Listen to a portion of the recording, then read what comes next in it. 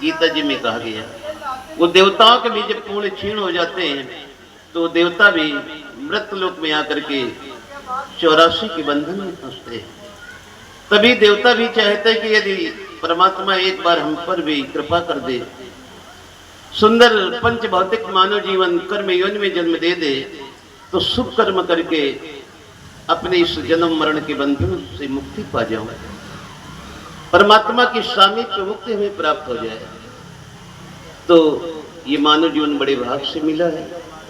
मानव जीवन पाने का जो वास्तविक उद्देश्य है, उस परम तत्व को जानने का, उस परमात्मा की प्राप्ति का, अगर वो साधन ना किया गया तो फिर मानव जीवन पाना व्यर्थ हो जाता है।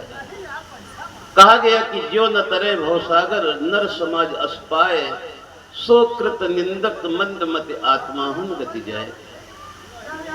जो इस संसार में मनुष्य तन पा करके भी और उस परम